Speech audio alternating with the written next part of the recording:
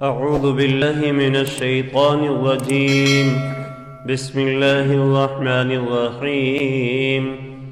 الحمد لله رب العالمين الرحمن الرحيم مالك يوم الدين. سبحان ربك رب العزة عما يصفون وسلام على المرسلين والحمد لله رب العالمين. حضرات محترم، کل سورہ فاتحہ کے نماز میں پڑھنے کے حوالے سے کچھ احکام کا تذکرہ کیا تھا. آج سورہ فاتحہ کی آیات مبارکہ کے حوالے سے مختصر تشریحات اور اس کی تفسیر کے حوالے سے کچھ گفتگو کریں گے. سورہ فاتحہ قرآن کریم کی پہلی سورت ہے اور اس کی 7 آیتیں ہیں. انہی 7 آیتوں کی وجہ سے اس سورت کا نام سبع مثانی بھی ہے کہ 7 آیتیں بار بار قرآن نماز میں پڑھی جاتی ہیں. اور اس میں 25 کلمات ہیں. کلمہ لفظ کو کہتے ہیں اور 25 لفظ اس سورت میں استعمال ہوئے ہیں. اور اس سورت میں حروف کی تعداد 123 ہے.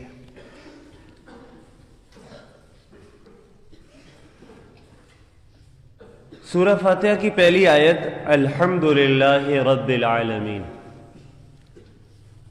حمد کا معنی ہوتا ہے تعریف، اور اس حمد پر الف لام داخل ہے، تو اس الف لام کا معنی ہے کہ سب تعریف. یا اس کو اگر جنس کا قرار دیا جائے تو مطلب ہے جنس حمد، حمد کی جنس، مطلب کہ ازل سے لے کر ابد تک جتنی تعریف ہوئی ہے اس کی بات یہاں ہونے جا رہی ہے. جب سے دنیا بنی ہے اور جب تک دنیا رہے گی، اس تمام اوقات میں جتنی تعریفیں ہوئی ہیں یا ہوں گی، ان کے بارے میں بات کی جا رہی ہے. کس کے لیے ہیں؟ اگلا لفظ ہے للہ. یہاں پر بھی لفظ اللہ پر لام داخل ہے. ویسے تو اللہ ہوتا ہے نا، اس سے پہلے ہے لام. تو مطلب کیا ہے؟ الحمد، تمام تعریفیں، تمام حمد کی جنسیں جو ازل سے ابد تک، ہمیشہ سے ہمیشہ تک جو تعریفیں ہوئی ہیں یا ہوں گی یا ہو رہی ہیں، للہ. لام کا معنی کے لیے، اللہ اللہ. تو سب تعریفیں کس کے لیے ہیں؟ اللہ کے لیے ہیں. جی اب لفظ اللہ، اللہ کا ذات کا، اللہ کا اسم ذات ہے، یعنی ذات کا ذکر آ گیا. اور جہاں ذات کا ذکر آتا ہے تو اس کے بعد اس کی صفات بھی ذکر کی جاتی ہے نا. مثلا پہلے کہا جاتا ہے جناب یہ صاحب ساجد میاں ہیں، حامد میاں ہیں، جی. اور پھر کہا جاتا ہے یہ ڈاکٹر بھی ہیں. پہلے ساجد اس کی ذات کا ذکر ہے، پھر ڈاکٹر اس کی صفت ہے. کہا جاتا ہے یہ انجینئر بھی ہیں، یہ اس کی دوسری صفت آ گئی. کہا جاتا ہے کہ جناب یہ عالم بھی ہیں، یہ اس کی تیسری صفت آ گئی. پھر کہا جاتا ہے یہ جناب بڑے اچھے کاتب بھی ہیں، تو یہ کاتب اس کی چوتھی صفت آ گئی. تو جہاں ذات کا ذکر ہوتا ہے وہاں پر صفات کا تذکرہ بھی تو ہوتا ہے نا. تو اسی طرح یہاں پر اللہ کی ذات کا ذکر آیا تو ساتھ ہی اس کی پہلی صفت آ گئی، رب العالمین. سب تعریفیں اللہ کے لیے ہیں. رب العالمین. کون؟ اللہ. رب العالمین. یہ رب پہلی صفت آ گئی کہ جو سب جہانوں کا رب ہے. جی رب بھی اللہ کی صفت ہے. ایک رب کا معنی ہوتا پالنے والا، پروردگار، پرورش کرنے والا. جی اور کہا کسے جاتا ہے رب؟ کہا هو الخالق ابتداء والمربی وسطا والغافر انتہاء.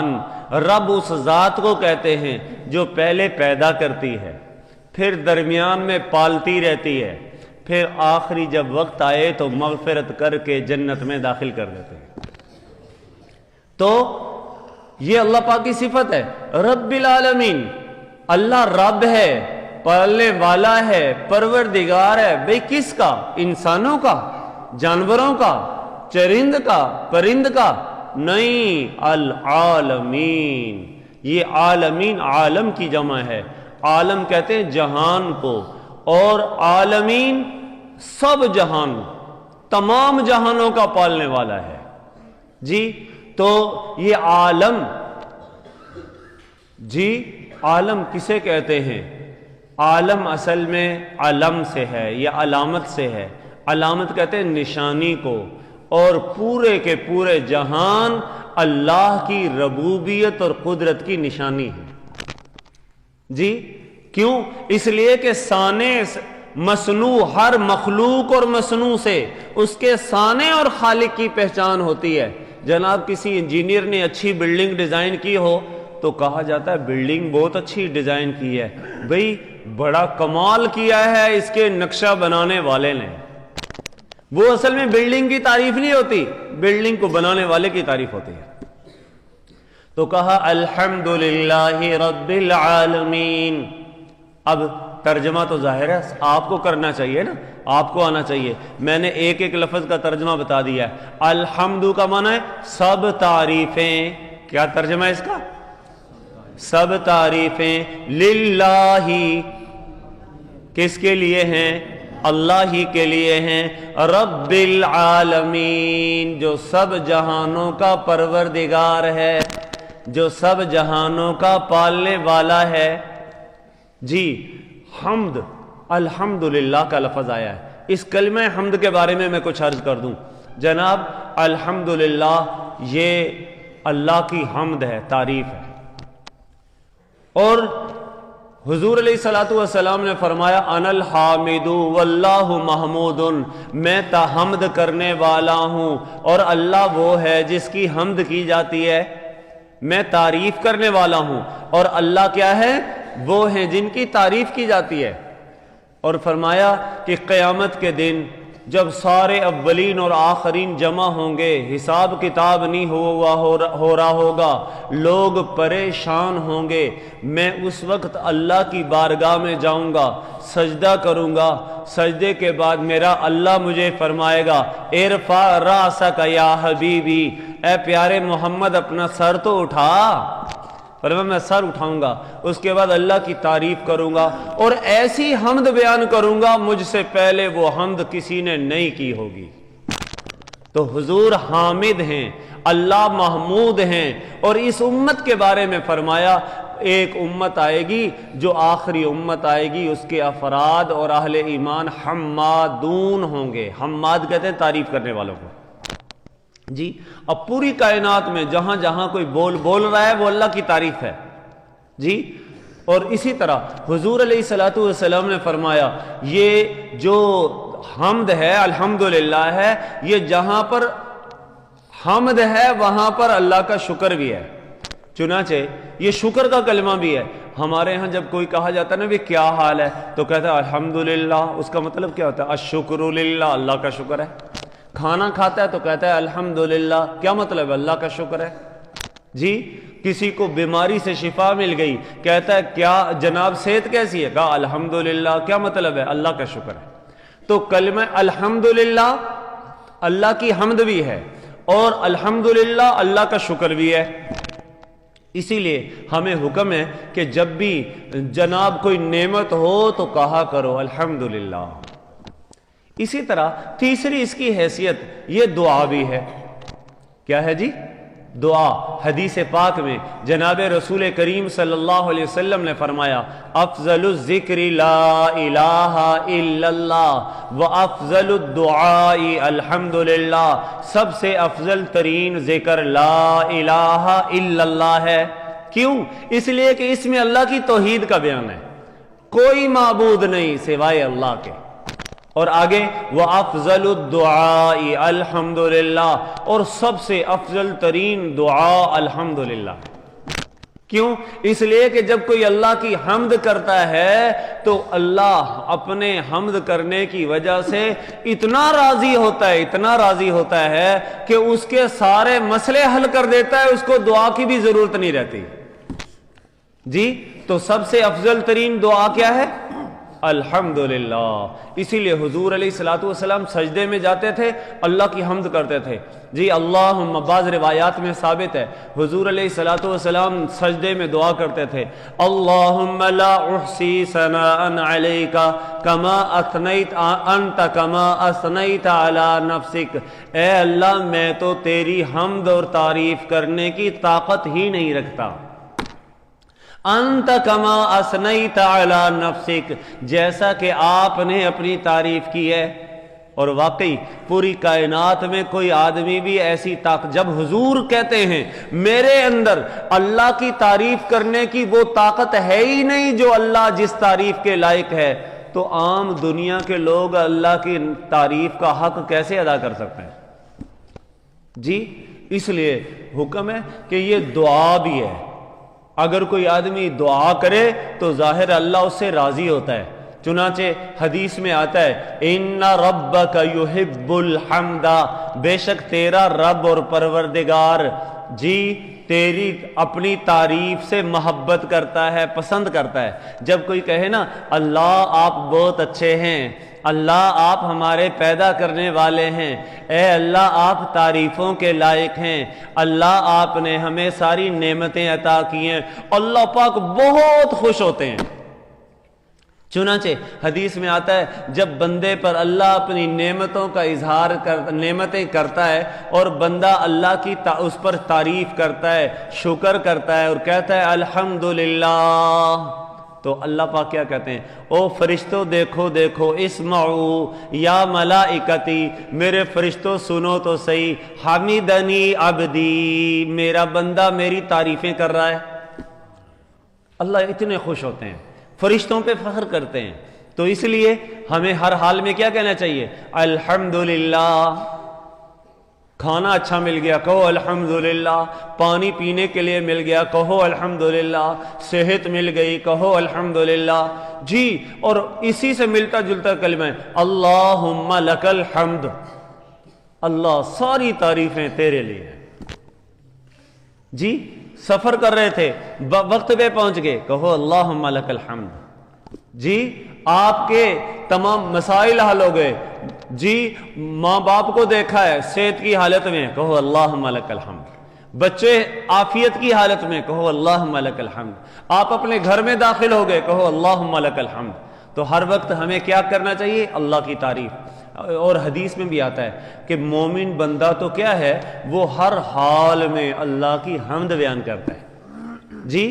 چنانچہ حدیث میں آتا ہے الحمدللہ علی کل حال، حضور یہ کلمہ بھی کہا کرتے تھے ہر حال میں اللہ کے لیے تعریف ہے جی۔ میں نہیں کچھ بھی، میرا کچھ نہیں ہے، میرے اللہ ہی کا سب کچھ ہے۔ تو پہلا کلمہ آ گیا جی۔ تو الحمدللہ، سب تعریفیں للہ، کس کے لیے ہیں؟ اللہ کے لیے ہیں۔ آگے ہے رب جی، جو رب ہے، پروردگار ہے جی، پالنے والا ہے، العالمین، تمام جہانوں کا۔ حالانکہ یہ پورا دنیا ایک جہان ہے جی، اور علماء نے لکھا ہے کہ جناب اس جیسے 18,000، امام رازی رحمۃ اللہ علیہ نے تفسیر کبیر میں لکھا ہے اللہ پاک نے 18,000 جہان پیدا کیے ہیں جی۔ جیسے ہم انسانوں کا جہان ہے نا، ایسے ہی جانوروں کا جہان ہے، پھر بعض چرند کا جہان ہے، چرنے والے جانور، بعض پرند ہیں، اڑنے والے جانور، ان کا جہان ہے، جمادات ہیں، پتھر، ان کا جہان ہے، نباتات ہیں، پودے ہیں، ان کا جہان ہے، ملائک ہیں، فرشتے، ان کا جہان ہے، جنات ہیں، ان کا جہان ہے، چیونٹیاں ہیں، ان کا جہان ہے، کیڑے مکوڑے ہیں، ان کا جہان ہے، سمندر کے اندر مچھلیاں ہیں، وہ بھی ایک جہان ہے، اور بھی آبی جانور ہیں، وہ بھی ایک جہان ہے۔ جناب اللہ پاک نے ہزاروں جہان پیدا کیے ہیں جی۔ اور یہاں اللہ پاک کی پہلی صفت آئی ہے رب العالمین، وہ اللہ، وہ ذات الہ، رب العالمین، تمام جہانوں کا پروردگار ہے۔ آگے ہے الرحمن، پہلی صفت آئی تھی جی، اب اس کے بعد دوسری صفت آ گئی الرحمن، اللہ پاک رحمان ہے یہ رحمت سے مشتق ہے، مبالغے کا صیغہ ہے، یہ دوسری صفت آ گئی۔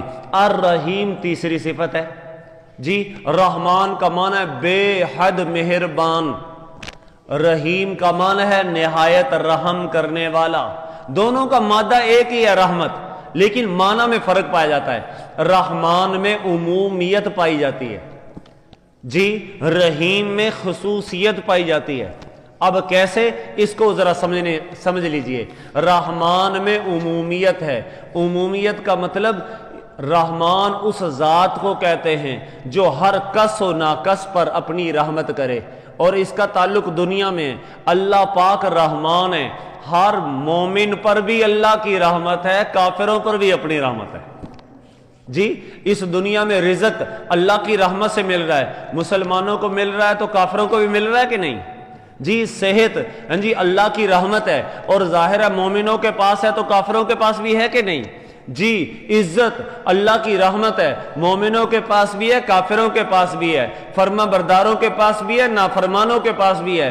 تو رحمان اس ذات کو کہتے ہیں جس کی رحمت میں عمومیت ہو، اسی لیے دنیا کے اندر اللہ کی رحمت سب پر عام ہے، اس میں مومن اور کافر کا فرق کوئی نہیں ہے۔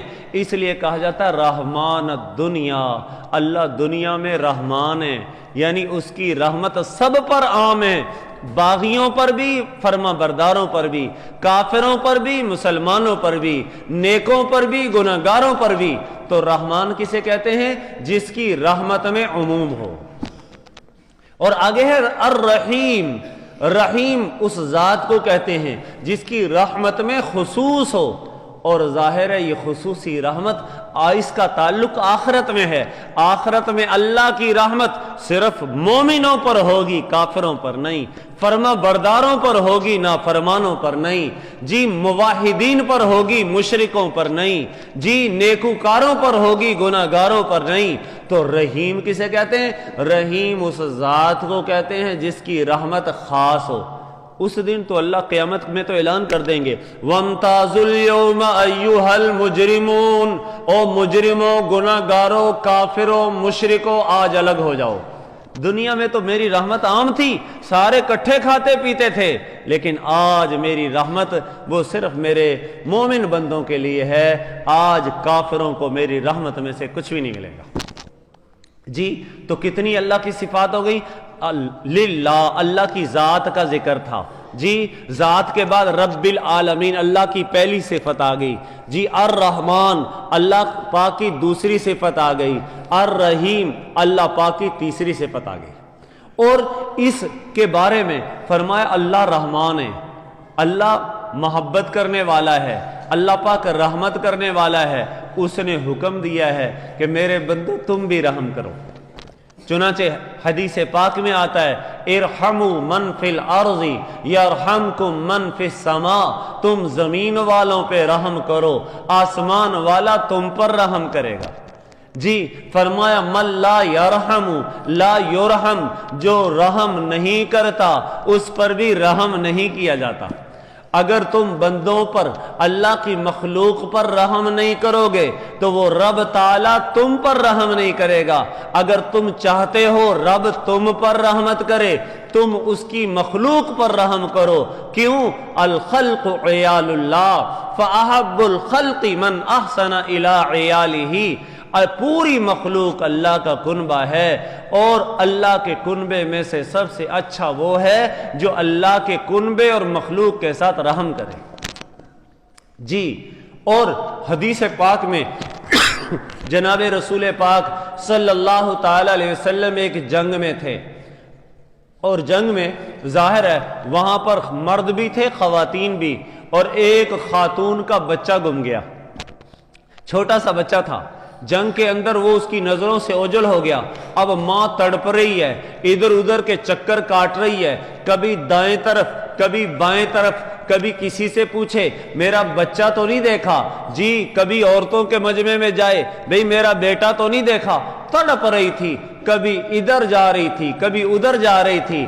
حضور علیہ الصلوۃ والسلام نے فرمایا کیا تم اس عورت کی اپنے بچے سے رحمت اور شفقت دیکھ رہے ہو؟ صحابہ نے عرض کیا یا رسول اللہ دیکھ تو رہے ہیں۔ فرمایا خدا کی قسم جتنا اس بچے پر اس کی ماں کو رحم آ رہا ہے، جناب اللہ پاک اپنے بندے سے 100 گنا، اس سے 100 گنا زیادہ محبت کرتے ہیں۔ کتنا گنا زیادہ محبت کرتے ہیں؟ 100 گنا زیادہ محبت کرتے ہیں۔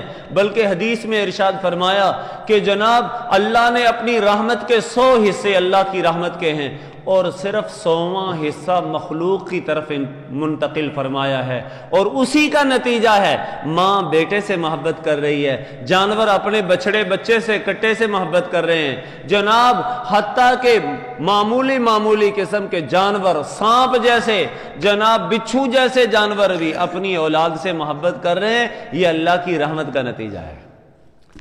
تو فرمایا کہ دیکھو، اور حضور نے پھر ایک اور سوال کیا مثال سمجھانے کے لیے، فرمایا کیا تم میں سے کوئی یہ کہتا ہے کہ یہ عورت اپنے اس پیارے بچے کو آگ میں پھینک دے؟ جس کو تلاش کر رہی ہے وہ اس کو مل جائے، اور ملنے کے بعد یہ اسی بچے کو آگ میں پھینک دے؟ صحابہ نے عرض کیا لا یا رسول اللہ، اللہ کے رسول ایسا تو نہیں ہو سکتا۔ جس ماں کی محبت کا یہ عالم ہے، بچے کے بچھڑنے کی وجہ سے بے کل اور اضطرابی کا شکار ہے اور مضطرب ہے، تو ظاہر ہے وہ اپنے بچے کو اپنے ہاتھ سے آگ میں تو نہیں پھینک سکتی۔ تو حضور نے فرمایا خدا کی قسم اللہ بھی اپنے بندے کو جو پیدا کیا ہے، پرورش کیا ہے، اور جس بندے نے اللہ پر ایمان لے آیا ہے، تو ظاہر ہے اللہ پاک بھی اپنے بندے کو آگ میں نہیں پھینکیں گے۔ یہ اللہ کی رحمت ہے، اسی لیے اس کا اعلان ہے ان رحمتی سبقت علی غضبی، میری رحمت میرے غضب پر بھاری ہے۔ ایک اور موقع تھا، ایک صحابی کسی جگہ سے گزرے، وہاں چڑیا نے کچھ بچے دیے ہوئے تھے، اور وہ بچے اس صحابی نے اپنی چادر میں ڈال لیے۔ اب چادر میں ڈالے ہیں تو لے کے چل دیا۔ اب اتنے میں چڑیا آئی تو چڑیا حیران پریشان، وہ تو اس کے سر پہ منڈلانے لگی، کبھی ادھر دوڑ رہی ہے، کبھی ادھر دوڑ رہی ہے، اڑ رہی ہے جی۔ اب یہ صحابی نے دیکھا یہ چڑیا بھی، اس کو بھی میں قابو کر لوں جی۔ اس نے، وہ بچے تو اڑ نہیں سکتے تھے، اس نے اپنی چادر کھولی، اور چادر کھولنے کے بعد جب بچے چڑیا کو نظر آئے تو چڑیا نے ایک دم جو ہے نا وہ چادر میں آ کے اپنے بچوں کے ساتھ مل گئی اور اپنی گرفتاری بھی دے دی جی۔ اپنے بچوں کی محبت اور رحمت اتنی غالب ہے کہ اپنی جان کی پرواہ نہیں کی، اس نے اپنے بچوں کی وجہ سے جی اپنی گرفتاری بھی دے دی اور اپنے آپ کو بھی حوالے کر دیا۔ یہ بات حضور علیہ الصلوۃ والسلام تک پہنچی، حضور نے فرمایا ایسا نہ کرو، ان بچوں کو اور چڑیا کو اسی درخت پر چھوڑ کر آؤ جہاں سے تم اس کو لے کر آئے۔ یہ اللہ کی رحمت ہے جی۔ تو جب یہ پرندے، یہ چرند، یہ جانور، یہ درند، ان کے اندر اللہ کی رحمت کا یہ عالم ہے، اس کے 100ویں حصے کی رحمت کا یہ نتیجہ ہے، تو اللہ پاک کتنے رحیم ہوں گے، قربان جائیں اس رحیم پر۔ تو کتنی صفتیں ہو گئی؟ 3 صفتیں ہو گئی۔ پہلی اللہ رب العالمین ہے، دوسری اللہ رحمان ہے، تیسری اللہ کی صفت آئی رحیم ہے، چوتھی صفت مالک یوم الدین۔ مالک کو کہتے ہیں جی، ملک یملکو کا معنی یہ اس سے اس میں فاعل کا صیغہ ہے، معنی ہے کسی چیز کی ملک کا اختیار ہونا، مالک ہونا۔ یوم دن کو کہتے ہیں الدین جی، بدلہ اور انصاف جی۔ تو مطلب کیا ہوا؟ اللہ کی چوتھی صفت آ گئی، فرمایا ساری تعریفیں اللہ کے لیے ہیں جو سارے جہانوں کا پالنے والا ہے، الرحمن بے حد مہربان ہے، الرحیم نہایت رحم کرنے والا ہے، مالک یوم الدین جو انصاف کے دن کا مالک ہے، جو انصاف کے دن کا مالک ہے جی۔ اللہ پاک اپنے بندوں پر بڑے مہربان ہیں، رحم کرنے والے ہیں۔ تو اب ظاہر ہے وہ ذات جب اپنے بندوں پر رحم کرنے والی ہے تو وہ چاہتی ہے میرے بندے بھی رحم کریں، میرے بندے بھی کیا کریں؟ رحم کریں۔ تو اب وہ اسی لیے اس نے جب دیکھا کہ میرے بندے آپس میں ایک دوسرے پر ظلم بھی کرتے ہیں تو اللہ پاک نے ان ظلموں کا بدلہ دلوانے کے لیے ایک دن مقرر کیا ہے جس کو یوم الدین کہتے ہیں، انصاف کا دن کہتے ہیں۔ اس دن کا اللہ مالک ہے، اور اللہ پاک اس دن جناب حدیث پاک میں آتا ہے، حضور نے فرمایا لوگو اللہ کے حقوق ادا کرو، جی ایک دوسرے پر ظلم نہ کرو۔ اللہ قیامت کے دن سینگ والی بکری، جس نے بے سینگ بکری کو ٹکر ماری ہوگی، اللہ پاک اس سے بھی بدلہ دلوائیں گے، اور اس دن بدلے کا مالک کون ہوگا؟ اللہ۔ اس دن نہ سفارش چلے گی، نہ روپیہ پیسہ چلے گا، نہ دولت چلے گی۔ فرمایا مالک یوم الدین، اللہ انصاف کے دن کا مالک ہے۔ اللہ کریم ہم سب کو اپنی ذات پر کامل یقین نصیب فرمائے۔ اور یہ اللہ کی تعریفیں آئی ہیں، ساری تعریفیں کس کے لیے ہیں؟ اللہ کے لیے۔ رب العالمین کیا معنی ہے؟ جو سارے جہانوں کا رب ہے۔ الرحمن بے حد مہربان ہے۔ الرحیم نہایت رحم کرنے والا ہے۔ مالک یوم الدین جو انصاف کے دن کا مالک ہے۔ اللہ کریم ہمیں بھی اپنی ذات حق کی خوب تعریفیں کرنے کی توفیق نصیب فرمائے۔ وآخر دعوانا ان الحمد للہ رب العالمین۔